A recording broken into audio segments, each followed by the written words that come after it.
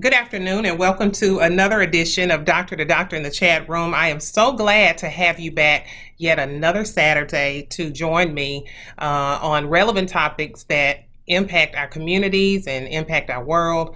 And I am so glad to have my special guest here today, who you will hear from momentarily. But first, as I always say, I want you guys to stay safe and use those necessary precautions to stay safe as we are still in the midst of a pandemic. Make sure that you are physically distancing yourselves and you are wearing your mask. And please don't congregate in large crowds unless it's absolutely necessary. Make sure that you get tested. And if you have not gotten tested, just contact your local health department and they can steer you in the right direction of where you can go to get tested. And please, people, if you test positive for COVID, ensure that you are negative before you start to get put yourselves around other people, put other people in danger, because this disease is very, very serious. Again, we are glad to have our guest today as we are in the midst of a very crucial election. And we want to learn more about our candidates. We want you guys to be politically aware. Early voting has begun this week, and we want you guys to gear up for early voting. Make sure that if you can, just go to the polls and don't get discouraged about the lines or anything, because I early voted in August. I got there, it was a long line, but things moved along very well, so I wasn't there probably 30 minutes. So if you can early vote, let's get this election out of the way, and let's make it where there is no room for doubt. All right, get out and vote. And we want to make sure that we are voting for those candidates that can prompt change in our communities and in our world, and that understand the real issues that impact our communities, particularly our brown and black people in our communities. We want to make sure that we have people that are in place that can help us improve our communities. And I think we have a person here today that can do that. We have Miss Andrea Bond Johnson. I hope I said that name right. I will mess up a name really, really bad. We have her here with us today, and she is going to tell us a little bit about who she is. She is going to be running for the House District 82. Did I get that right, Miss Johnson? Yes, you did. Okay, so tell us about you. Thank you for being here. Thank you so much for having me, Dr. Shaw. As you mentioned, I am Andrea Bond Johnson, and I am from Haywood County, Brownsville, Tennessee. I'm the sixth generation Haywood Countyan with my family. Graduate of Haywood High School. I went to Tennessee State University, where I met my husband Dwight of 30 years, Wow. and went to UT and got an MBA from UT. I'm the daughter of Baltimore and Cynthia Bond. Dwight and I have two sons.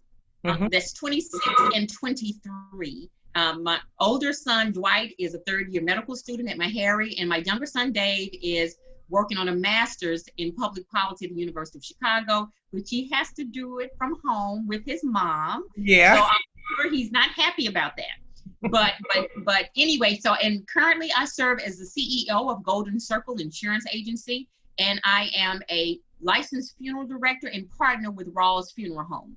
I am very active in my community. I serve on several boards in the community and across the state of Tennessee. And I am now the Democratic nominee for state representative for House District 82. And I am so excited about this opportunity, and I am asking all of your listeners for their support and their vote. Awesome.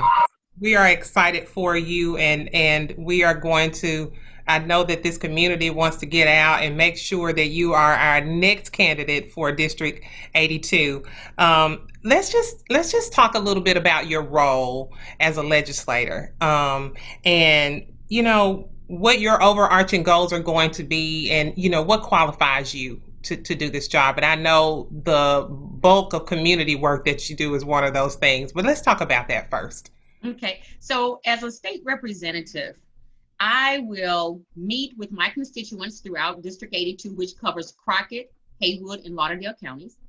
Listen to, and I mean listen to their issues, and take it back to the legislature and try to solve the issues. So it is so important that as the representative, I am a representative for the people in the district when it comes to the legislature. And so we will work on things like healthcare. We will work on things like education. We will work on things like the economy. And so all of these things are, we utilize all of these things to make us function as a community. And I want to make sure that all people have a voice in Nashville. And one of the reasons, Dr. Shaw, that I got in this race, which I once said I would never go into politics.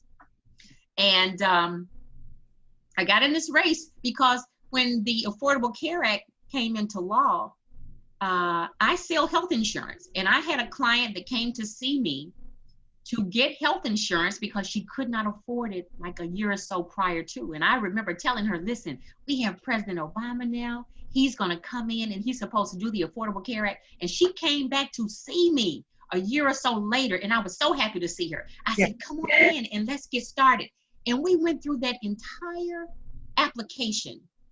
And at the end, it says you qualify for Medicaid. But because the state of Tennessee did not accept the federal funds, we cannot offer you health coverage at this time. And we were both devastated. I said, wait a minute, what am I reading? And I read it again. And I said, oh my God. And she says, Andrea, what can I do? And I said, it's not going to help you today. I said, but what you have to do is vote. You vote for people who will have your best interests at heart, and vote for people who will put people over politics. And from that moment, and this is what's going to trip you out, Dr. Shaw. From that moment is when I decided if Representative Craig Fitzhugh ever retires, I'm going to run for that position. And I ran into your father, and I saw Representative Shaw, and I said, Representative Shaw, I'm just letting you know that I'm considering maybe one day running for state representative. And he goes, what? Well, that's wonderful. Will you just let me know? I said, well, you're one of my mentors. He says, I would do anything I can to help you. Now, that was years ago, right? And so your father came to my office to see me and says, well, Andrea, I just want you to know, Craig Fitzhugh is retiring. He's getting ready to run for governor. And that position is getting ready to be wide open. I said, what? He says, and I'm going to hold you to it. You told me years ago you were going to run. And I said, I sure did, didn't I? But listen, only because, you have to face your fears. I said I wouldn't go into politics, but I was so moved by that lady that day. I wanted to do something else. And that's why I'm in this race today. Your father was trying to get out of it. And then I was determined to help people who feel like their lives don't matter or feel like they do not have a voice in the legislature. Yeah, it's so many things we take for granted, because they come easy for us, right? And some people, and it's a struggle. So we appreciate that. Speaking of Representative Shaw, I had him on a few months back, and one of the things that he talked about was just how crucial it is to be able to work across party lines. When you think in terms of working across party lines, what strategies do you have in place to ensure that you will be able to do that when you get to Nashville? Well, when I think about working across party lines, I said I want to take common sense with me to Nashville. And I serve on many different boards. And we all have one mission, and that is to help the organization. I do not care if they are Democrat, Republican, Independent. I don't care if it's black, white. I don't care what the gender is. We all have a common goal in mind that we want to accomplish. When I get to Nashville, and I'm not saying I'm naive and think everything is going to be hunky-dory, but I will make an effort to reach out across the aisle and find some similarities that I may share with other legislators and see if we can work together. There has to be people there that have common sense, that's willing to work with someone else. And because when I tell people, although I'm the Democratic nominee, I would be the representative for everybody. I'm not going to, if someone comes to me with a problem, say first, well, wait a minute, are you a Democrat? No, I am the representative for all people. And so I'm hoping that they will be receptive, but I will not give up because I know that's what it takes to move us forward. And I would be determined to work across the aisle. Yeah, that's one of the things that he mentioned, that as representative for District 80, he represents the entire district, That's right. not just people of color.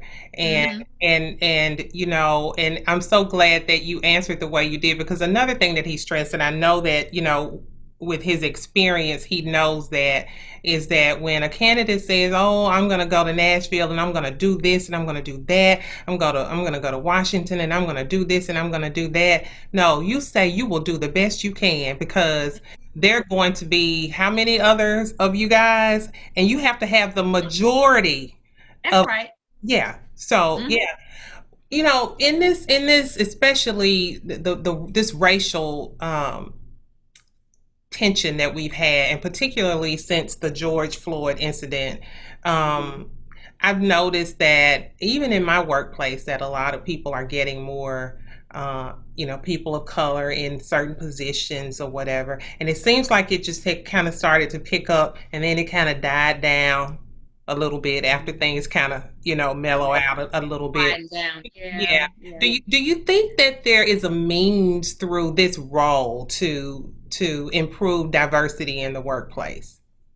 Well, I will say that I believe there is power in diversity. And I would work toward making sure that other people of other genders and races will also take an active role in becoming a legislator. And I think that it's better when you have more than just one group at the table. You need to hear about others' experiences. And when I think about the experience that an African American female can bring to the table, someone who is a small business owner, someone who is a breast cancer survivor like myself, someone who works in the community faithfully, they need to hear about that. They need to hear about what I know and what I have experienced. So diversity, I think, is so important. And I don't know why it seems like it has been, I have felt some resistance on the parts of others, but it's a new day. Yeah, It's a new day, and the time is now. the time is necessary. Um, I know that LeBron James, and I want to say some others, has done a lot, to ensure that people that have, felons, ex people that are Yes. felons, are able to vote. Mm-hmm. You believe that they should be? Are you doing anything, in that, or have you done anything in that area to try to help felons to be able to have their right to vote? And Mm-hmm. and why would you say someone should have that second chance, or maybe third chance to vote? So I absolutely believe that once they have served their time and paid their debt to society, they should be given their right to vote. And 2 years ago, when I was campaigning and able to canvass a lot, I ran into quite a few felons. And Mhm. they would say to me, I would vote for you, but I can't, I'm a felon. And you could just see the look of disappointment on their faces, because I think so many people understand that that is their voice. That is their right.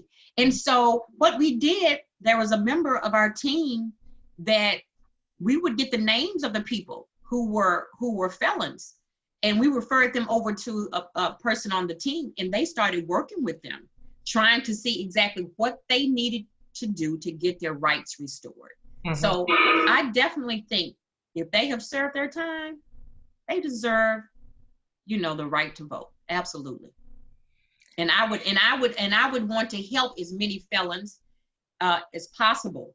And everybody deserves a second chance. People make mistakes. We got to be careful as people of faith. Let's make sure we're not sitting in the seat of judgment as if we don't make mistakes or cannot make mistakes. And we need to have some compassion. And that's what I want to bring to Nashville. Common sense and compassion to Nashville. Yeah. I said earlier that, let's get out and vote in numbers. Let's do it early. Let's not leave any room for question. You know, Mhm. all these little tricks of the game that are going on right now. If we get out and vote, then there won't be any question about who's won this election. And Mhm. and with that in mind, I'm thinking of the electoral college. Mhm. Oh, Do you think that it should be reformed, or should it stay as is, and why or why not? I think that people should become the winner based on the popular vote. I think the Electoral College is antiquated and outdated. It was put in place for reasons that I have not still quite figured out, but I think it was to prevent certain people from getting too far as a representative or as a senator. And it's time out for it. I would be against it, and I realize that's something that the federal law has to change, but it is time out for the electoral college. It's disappointing when you are trying to encourage people to vote and they say, wait a minute now, how is it that this person had 2 or 3 million more votes and they did not become the president? No, every vote should count, and it should count toward the person that you have selected. And whoever has the most votes should win. Do you think that we are going to actually know who the president of the United States is on November 3rd? Lord, I sure hope so. I just pray that we will, but we really have to come out in large numbers. Now, I was looking at the news today. You know how some things will pop up on the internet and you read it, you really don't know if it's real or if it's not. But on CNN today in Texas, they had fake ballot boxes placed throughout an area in Texas so people could drop their ballots in that box, and it was not the official box. Wow. And the Secretary of State, it was brought to his attention, and then they traced it back to the Republican Party in Texas. They put out fake boxes and they asked them to please remove them. All of them had not been removed as of yet, but this is the type of trickery that we have to deal with. So someone who doesn't know may see this box and it says on there official ballot box. And who wouldn't go and put their ballot in that box? So now they're trying to show people what the official ballot box really looks like so they will not be confused. It is a whole lot of trickery going on. And we have to find those that we trust and listen to them and follow what they're saying. And people say the people that say, my vote doesn't count. I mean, these people are going to extreme lengths to ensure that folks don't get a chance to vote, right? I mean, from taking up mailboxes to, and I know if it was on CNN, it's credible. Yes, it's on CNN. Yeah, Mm-hmm. and I mean, so fake ballot boxes, that's a lot of work that somebody somewhere is putting in to keep us from being able to vote, or keeping our vote from being able to count. Counts.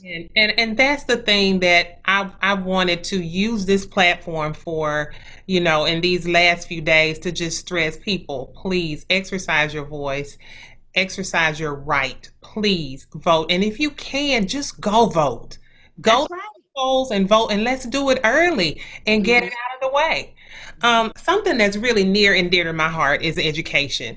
I want to talk about the how you see the future of education in Tennessee. We're going to do that when we come back from break. Doctor to Okay. doctor, continue in a moment.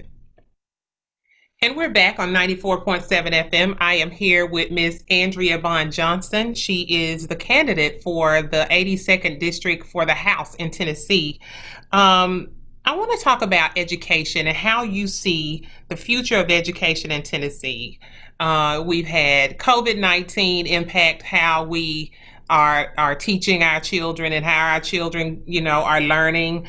Um, there's funding. There's always the issue of teacher pay. Can you just talk about those particular issues in education, please? Sure, sure, sure.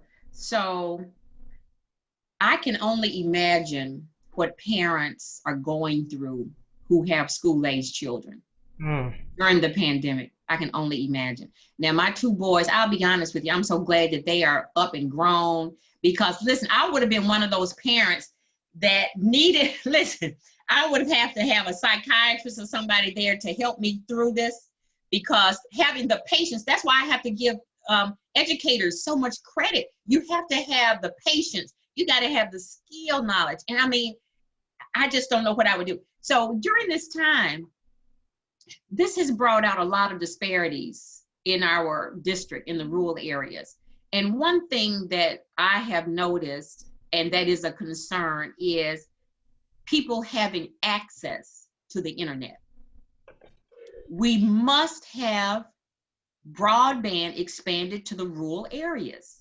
And it's unfortunate that children in those areas may suffer because they cannot get to the same amount of information that somebody else maybe up in the city part can. And that's simply not fair. We have to do a better job to make sure that all children have access to the necessary tools to ensure their success. So I think that teaching after COVID, during COVID, is going to be different. I don't know really if what we used to do will ever be normal. It may be, we may see now a new normal, and teaching online, colleges have done it for years. Mm-hmm. But I was hosting a forum with some of the superintendents in the district. And a superintendent shared this story with me. He said he came out of his office late one night, and there was a parent and a child sitting in the parking lot. They could only access the internet and the Wi-Fi there. They didn't have it at home, So she had to sit in the parking lot with her daughter, and so she could access the internet. And I mean, that's heartbreaking. But and I applaud that parent because she's like, I got to get it done. This is what we got to do. This is what we're gonna do. But she shouldn't have to do that. She should not have to do that. The parents can really don't know how to teach their, to help their kids. Even though the teachers are teaching online, the parents have to be able to reinforce some of those things. And every parent isn't equipped, and that's not um, any sense of judgment in saying that. No, Everybody's no, just, no. that's the reason why certain people go to school to become. That's right.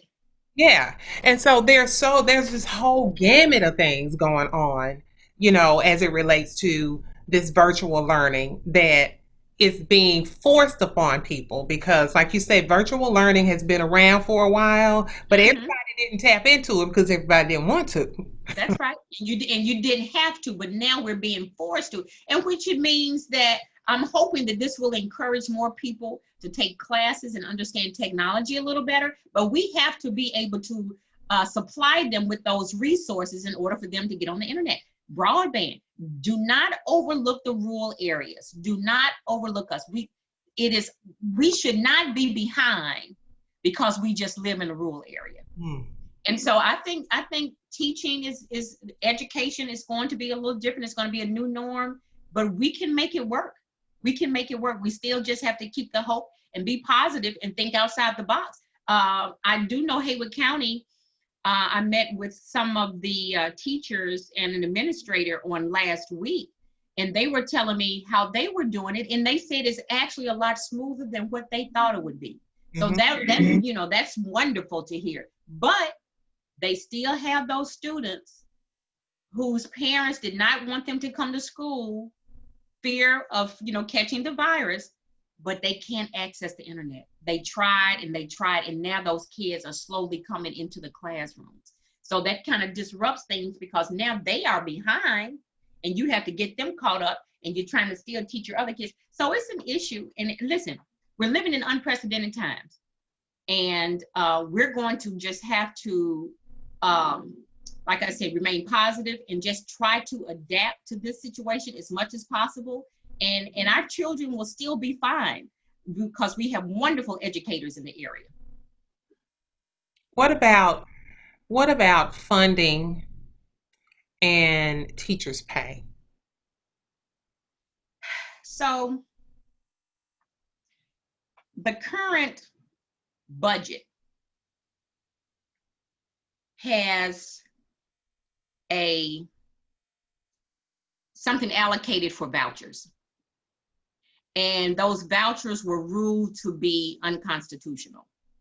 Vouchers meaning they would use taxpayer money and allow people to use that to go and pay tuition at a private school. Well, I'm against that. My opponent voted for that. And the question was asked, I was interviewed earlier today, and that same question came up. And I said, well, if you didn't have that $20 million allocated for vouchers, that could have gone to our teachers. If you were able to find the money for vouchers, surely you should be able to find money for the school system. Mm-hmm. So we will have to be creative and look throughout that budget and go line by line and see if what we have allocated is necessary, if it is actually productive. If it is not, we need to add more money to our schools and to our teachers. They deserve it. And especially after this pandemic, you know they deserve it. Yes, Lord. Yes. I think that it's going to take more funding for schools as a result of the pandemic. When you think about the people that need to be in place, I mean, to keep this technology going, there have been so many challenges, and not just for people in rural areas. There have just been challenges overall, but of course, I know that is a challenge. But when I worked in federal programs some years ago at the State Department, one of the questions that we would ask as it relates to funds and how funds were being used was, is it reasonable? Federal funds, is it reasonable? Okay.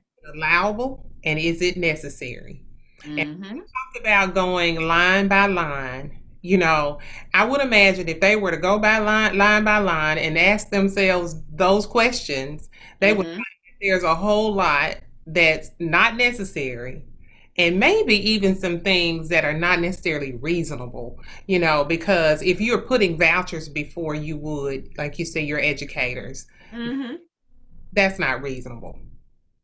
It is not reasonable. And also during the pandemic, the budget passed, and they decided or discovered they had extra funds, like a surplus, and they added the surplus to the multi-billion-dollar rainy day fund in the state of Tennessee. And if this is not a rainy day, then I don't know what is. And I just thought that I don't understand why, with teaching and education being such an invaluable industry, and I mean, it's what we would not be where we are today had we not had our educators. And so why won't we just give them what they deserve? I just don't understand that. And so they promised them raises. They had promised more funding for the schools, and then they cut it off. So when that budget passed, they voted to remove the funds from the teachers' pay and the funding for the schools. I just don't understand that. Wow. Healthcare is a biggie. Yes. And particularly when I think about COVID as well, because I think now I've heard or read articles where, this, if you've had COVID, it'll be considered like a pre-existing. Possibly. Possibly. So talk about healthcare, talk about that in terms of our rural communities and, healthcare facilities closing. Talk about this new norm with telehealth? Let's talk about it holistically.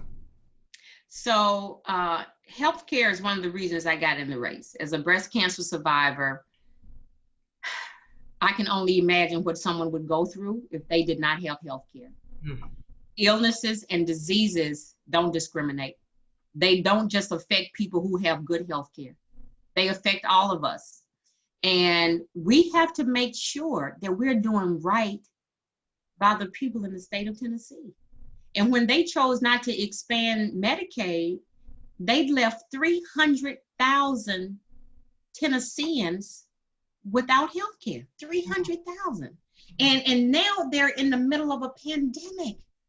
They are afraid of COVID.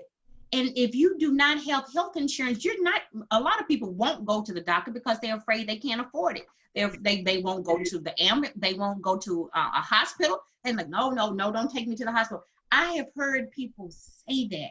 No, don't take me because I don't want that big bill. I don't want that big bill. And so we have got to do something. And I'm hoping that once again, we will lead with common sense and compassion when we think about what is best for our constituents in the state of Tennessee. Everybody should have access to affordable, quality health care. Yeah, and hospitals that are closing That's areas. enough. Yeah, And so in Haywood County, that was one of the first hospitals that closed after they did not expand Medicaid. And listen, my parents both had COVID. My mother passed out at home. I called 911. She had to be airlifted to Jackson, Tennessee. Now, had we had an emergency room or the hospital here in Brownsville, she could have been there in 5 minutes. But that is so scary because you have, emergencies popping up, accidents that are happening, and yet we will have to drive 30 minutes to Jackson. And listen, Jackson had gotten so full because of COVID. My parents, when they were in Jackson, they said, we're going to have to move them someplace else. They ended up going to a skilled nursing facility in Dyersburg, trying to make room for other people to come in. I mean, it was unbelievable. And then when my mom was in the skilled nursing facility, they needed to take her to an emergency room again because her oxygen began to drop. They took her to the Dyersburg hospital, and they said, but we're going to have to keep her in the ER all night because there are no rooms available in Jackson or Dyersburg for COVID patients. So the hospitals have become overwhelmed because I just still think that it was a lack of leadership when it came to the way we handle the coronavirus. People were, I don't know why it became political. I don't know what made it political. It looks like the Democrats, they were saying, oh, you must be a Democrat, you're wearing a mask. No, I'm trying to save my life and trying to prevent from somebody else, catching the virus. But we have to do something about our healthcare, especially in the rural areas. We are losing hospitals constantly, and we have to have something to care for our citizens in the area. yeah. Speaking of COVID, so you know how COVID has spread across this country. Mm-hmm. And I mean, the death toll continues to rise, the cases continue to rise. And Mm-hmm. yet, we have cities and states reopening and trying to, because I think people are really just anxious to find a sense of normalcy. But as you said, we don't know what norm is going to even look like. No, look like, yeah. Yeah. But so what do you think your role would be in terms of how we handle this situation and just how we can combat this virus and maybe at least get back to some sense of what we consider normalcy? Well, I think my role would be to make sure that the information is being disseminated from the scientists, the doctors, and the experts. I would want to make sure that my district is well informed on what they recommend, not coming from a politician, okay? Because I can't tell you. I would tell you exactly what the experts and the doctors are saying. And I think that you lead by example. You lead by example. So I think that if they are saying for us to wear masks, let's wear masks out, you know. If they're telling us to socially distance, let's make sure that we're doing that. Let's not have big functions. I mean, that was one of the things with the race. I could not go out and canvas. I Hmm. mean, 2 years ago when I ran, I was knocking on doors. I cannot do that now. And I do not want to risk anybody getting sick, and I don't want to risk getting sick. So as a state representative, we need to make sure that our communities are informed on what is best for them. And we need to supply them with the resources to make sure that their livelihood will remain intact. Because I know so many businesses have closed, people have lost their jobs, people were waiting for their unemployment. That is not right. We have got to be prepared for the catastrophes that happen. And I would just want to make sure that I'm doing what I'm supposed to do and being that voice and getting that information to them on how to handle it. Now it's up to them to listen, you know, it's up to them to listen and but I'm going to tell them the truth. Okay, I'm gonna tell them the truth. I'm not telling them something like this is just my opinion. I'm gonna let them know what the experts are saying. And how do you plan to do that in terms of like, will you have regular town halls or Mhm. are you going to have newsletters? Just what will be your way, you think will be the best way to get information out to the community, to your district? So I plan to have weekly updates and share with them what happened at the legislature the prior week. Hmm. And I would do that by radio, social media, but quarterly, I plan to have town hall meetings. And that is my listening tours. I want to come to all of the counties and listen to their needs and their concerns and take and work with them on a solution and take it back to the legislature. So definitely through the radio, through social media, I want to make sure that weekly they are updated as to what's going on. Hmm. One of the things, last week, my parents celebrated 40 years at St. John, and one I of the was there. yeah, so one of the things that spoke about him, Pastor Chris, and that's just one of his buddies, right? And he talked about one of the things that he really admired about him is that he's always available, Mm-hmm. and Mm-hmm. and I can attest to that. It's Mm-hmm. almost annoying, from a daughter's perspective. You can't be with him unless he's answering the phone or I know, yeah. but but nonetheless, that is his job as a legislator. So I Mm-hmm. mean, he put the open door in open door policy. I always say, um, you know, do you think you can make yourself readily available to the people in the district of 82? Absolutely. Absolutely. I pride myself on being a good listener. In my work, what I currently do, and all throughout my life, watching my parents and my grandparents, being in business in a small town, um, people would come to the office just to get advice. Okay, this is like legal advice, or can you tell us how we do this? And we always help because they needed it. So this is instilled in me. This is just a part of my DNA, and I'm ready, and I'm waiting, and I want to listen, and I'm happy to listen to their issues, and I'm hoping we can come up with things that will help to solve their issues. I know this is not one of the things, necessarily your platform, but probably something that you will have to deal with one way or the other, and that's the Second Amendment. I want to talk about that just a little bit. We're going to go to break again, and we'll be right back on 94.7 FM. And we're back with Miss Andrea Bond. Let's talk about the Second Amendment. Mm-hmm. Like I said, I know that's probably not something that you probably think about a lot, but it's something that seems to be very important to quite a few people. Uh, Yes. and so, what's your stance? Should it be repealed? Why or why not?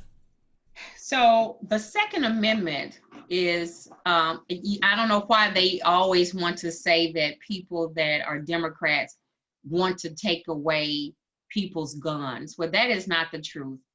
Growing up with my grandparents who were farmers, and their my uncles were big time hunters. I grew up shooting a 16 gauge shotgun as a teenager because they wanted me to know how to shoot a gun. Okay. And so I am not about taking guns away from people who are responsible. Okay. So I think that's very important. I think we have to look at background checks. There should be nothing wrong with background checks. A gun can be a very dangerous object if it is in the wrong hands. So we need more gun management and making sure that people who don't have a propensity of violence do not have their hands on a gun.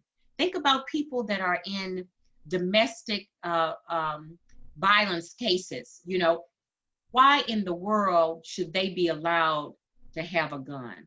No. So, and I work on the RAP board, and we hear these cases of women in domestic violence often, and we just have to make sure that the guns are not in the wrong hands. So, I support the Second Amendment, but I do think we need to tweak some of the laws that will prevent a lot of the guns from getting in the wrong places. Now, is there a need for the automatic weapons like the AK-47s and the AR-15s? And I'm not sure if I'm even saying them right, but they're used for Army type of issues, like for the military. I don't know why somebody needs to have that gun especially if they are unstable. Let me say that. You don't need a gun, period, if you're unstable. But that type of gun, that gun has been used to terrorize large crowds in the United States. We have domestic terrorism right here from people that just decide, I'm just getting ready to go shoot up some folks. Mm-hmm. So we have to be very careful about that. And something has to be done. Something has to be done about the gun control. But Second Amendment, please don't say I'm trying to take your guns. I don't want anybody who's going to be violent or could harm themselves, okay, to have a gun. A few months back, it's been since this pandemic, um, gun violence. And I had a panel of mothers who had lost their children to gun violence. And and when I posted the show onto my show's Facebook page, some of the comments for people that think the way that you were just describing, was that, oh, it's nothing wrong with our guns, y'all just need to stop killing each other. You know that they aligned it to black on black crime, when that's not the case, right? And I'm with you. I grew up in the country. I grew up around my grandfather and my uncles and my brothers, that likes to hunt, and I go shoot skeets with my brother now every chance I get. I love to shoot, and Okay. and Rhonda is going to protect herself. I tell people, look, let me just be clear. You know, I'm going to protect myself as well, and my family.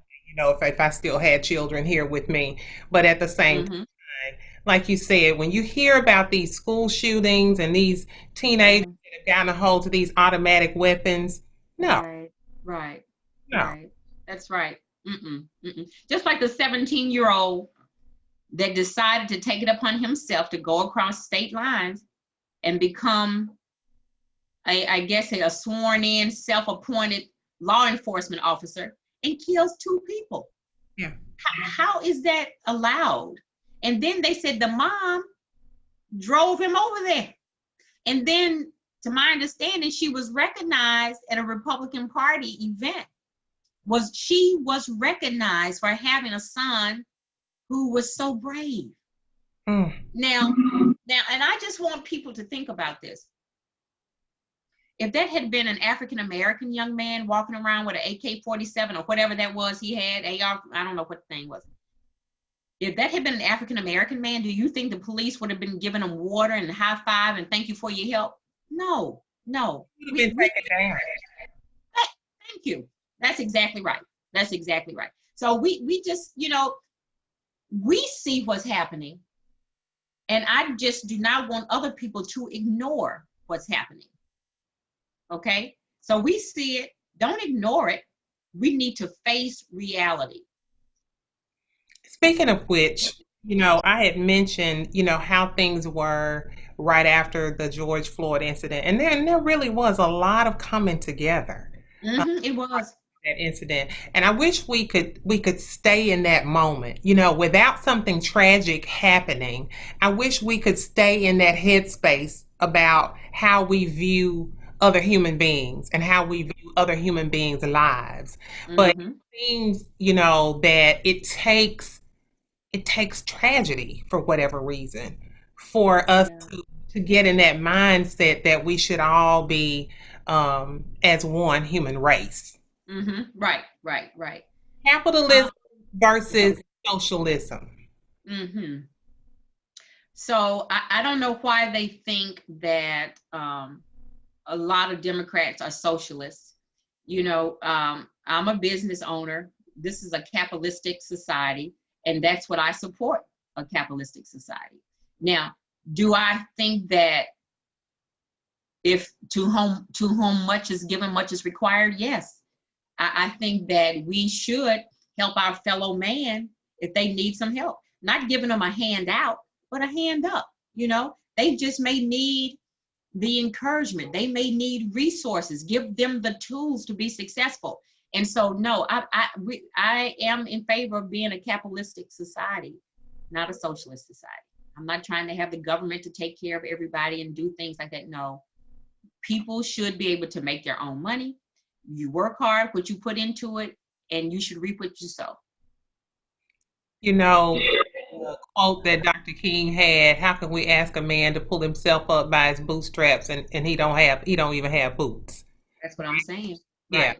So That's that's right. what it's all about. Mm-hmm. Mm-hmm. During your campaign, you've said that you will fight to bridge the rural digital divide. Yes. And so what's going to be your strategy for doing that? So this is when we have to work across the aisle. We need to make sure that that is a top priority for the rural areas. We are going to be left behind. We have telemedicine. Well, telemedicine won't do us any good if you can't access the internet. Okay. And I think telemedicine is great. That's new and is innovative. That's wonderful. But think about the people in areas that cannot, um, they don't even have a signal with their phones, some of them, you know. And so I would want to make sure that I am working with the legislators, make sure they understand it. Sometimes you just have to be patient and sit down and talk to folks. And really, sometimes you got to show them, because they don't, when you talked about George Floyd, so many people, when they saw that man's knee on his neck, they started, you remember, so many people, was an outpouring of a rage, like, what in the world? We knew it, but it seems like people had to see it. So I think the legislators need to take a visit, Wow. and they need to visit the rural areas and just see how folks uh, need some assistance, see how we're living here, Yeah.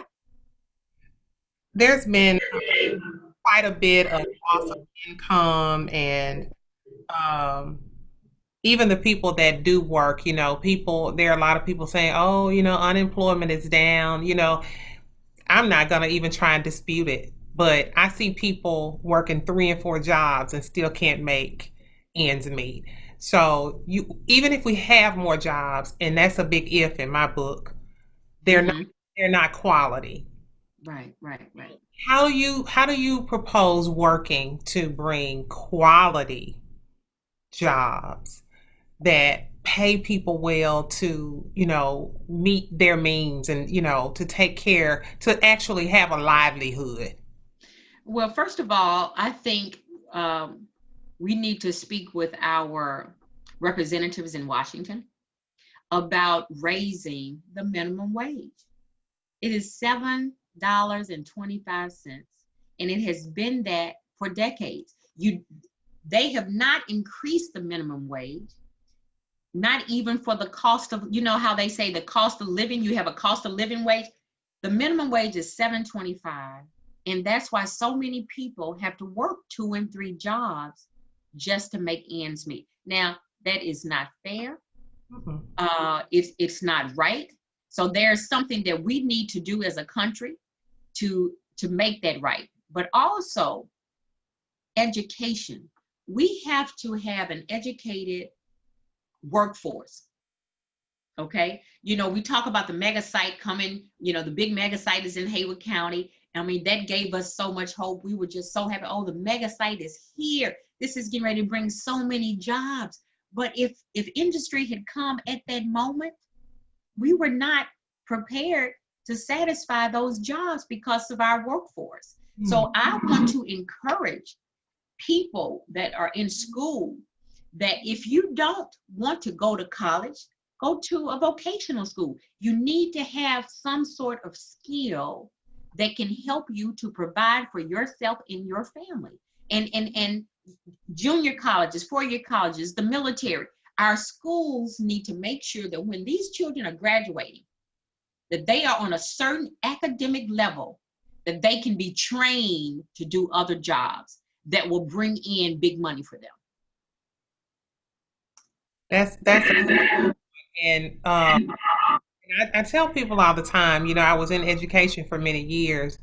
Having a vocation is not a bad thing. It is not. Mm-mm. And I mean, like, I know people that do really, really well, far better than some folks with college degrees Mm-hmm.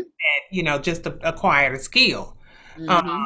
and in Tennessee, you can go do your 2 years of community college at Mm-hmm. no cost. That's right. That's exactly right. That's exactly right. And I would encourage people to do that. We have to take advantage of these things. But in that same vein, let's talk about our community and community mobilization, because I think, it's really important that we mobilize our communities and strengthen our communities. And it's going to take people like you know, and alike to ensure that we can get into these communities, like you said, bring folks and let's see. You kind of touched on it a little bit. How are folks really living, and what can we do to make it better? Let's talk about mobilizing our community a little. So I think it's important that we work with different nonprofit organizations, say like the NAACP. The NAACP can point out certain issues for us that their members are facing, or that they see others, not necessarily their members, but just people in the community are facing. Let's come together with not only the NAACP, but say the Rotary Club or the Exchange Club, the Boys and Girls Club. We can all work together to solve certain issues. If it's issues for children that need a place to go after school because their parents are still working, we should come together to help our kids with that. So we have so many different issues that are happening throughout the community. But there is, what is it? There is Strength, unity. strength and unity. There you go. There's strength and unity. And so when we come together, we are unstoppable. If we come together, and we need to have good leadership. And you know how they say you got too many chiefs and not enough Indians. You got to really think about this and come together, have your mission, be on a mission, and you work to try, to strive to accomplish the goal that you set out for there. Um, I had the lady from the Tennessee U.S. Census Bureau, and I know that we're behind us now. But one of the things that she stressed was, that's one of the reasons why our census is so important. You were talking about That's nonprofit right. organizations, and when we complete that, so that we can get an accurate count, Mm-hmm. and it helps us to get funding for those nonprofit organizations that are necessary to target or combat certain things, within the community. But Mm-hmm. when people are so afraid, to even be counted, Mm-hmm. That's right. yeah. And, Um, and, Go ahead. I'm sorry. no, I apologize. No, no, no. I was just saying how I work with an organization, well, several, that where we just try to get out the count. Please, it is so important that you are counted. And like you said, I don't know what it is. People have a fear of the census, like they're gonna find me. Well, I mean, like I don't know what your situation is, but nothing is supposed to happen to you if you fill out your census. Yeah, And like you said, that is how we get the resources for that community. And unfortunately, so many don't fill it out. We did have a big push in Haywood County and throughout the area. And I'm hoping that people filled it out because I was stopping folks and asking, "Did you fill out your census? Did you?" And then show them how to do it online. And it took 10 minutes at the most. I mean, very, very quick, very quick. yeah. So The length of it is really just boils down to how many people you have in your household. that's But exactly right. if it was one person, you'd do it so fast it'd make your head spin. That's right. These fears that people have, they're just myths, Mm-hmm, I owe child support, mm-hmm. or, there's a warrant out for my arrest or whatever. Yeah, So what yeah. happens is it's kind of like not exercising your right to vote. So when you don't complete That's that, true. and then certain things come up where you do need some type of assistance and it's not available, Mm-hmm, mm-hmm. those funds sometimes aren't available because you weren't counted. That's right. That's Yeah. right. So before we go, I want you to just offer some final words and some final thoughts to our listeners and to the people that will see your name on that ballot. Just give us some final thoughts before we go. Well, I'm going to put it in the words of the late, great John Lewis and ask people to come out and vote like your lives depend on it. I can't say it any better than that because really our lives do. So many lives do. Your vote matters. Your voice matters. We must come out and turn out in large numbers. Bring people with you. Be available for people who need rides to the polls. We are asking our churches to please make sure that your congregation has a voting plan, that they are ready to vote. If it's absentee, which they need to hurry up and get that absentee ballot. But if not, early voting. And then, of course, November the 3rd is election day. So I just want to say to people, your audience, that I'm asking for your vote in Crockett, Haywood, and Lauderdale counties. I want to be your representative. I believe it is time that we put people over politics. And that's who I am. And I would appreciate you being with me in Nashville. And we appreciate you here with us today. And as Ms. Johnson has already said, people, please vote. Please vote. We need you to vote. We need you to go vote now. Go ahead and Mm, vote now. There won't be any question about it. Go ahead and get it out of the way. We don't want anything to happen on November the 3rd, some unforeseen challenges that maybe you don't get a chance to vote. That would be very unfortunate because that's right. this is probably, I almost said that this is probably one of the most important, but I think this is probably, I know in my time, the most important election I've ever been a part of. And we're asking you to go out and vote. As she said, churches, gear up, get your strategies and your plans in place. It's important. I mean, back in the civil rights movement, it was the church driving That's all of this. Let's get this done, folks. Let's get it out of the way, and as I said last week, move on to something bigger and better because Lord knows we deserve it and I'm ready for it. I'm that's right. Glad that you're back here with me again, and I'm asking that you will come back again next Saturday at the same time, same place, and be with us as we discuss more relevant topics on 94.7 FM, the Gospel Giant. Doctor to Doctor in the chat room. We'll see you then.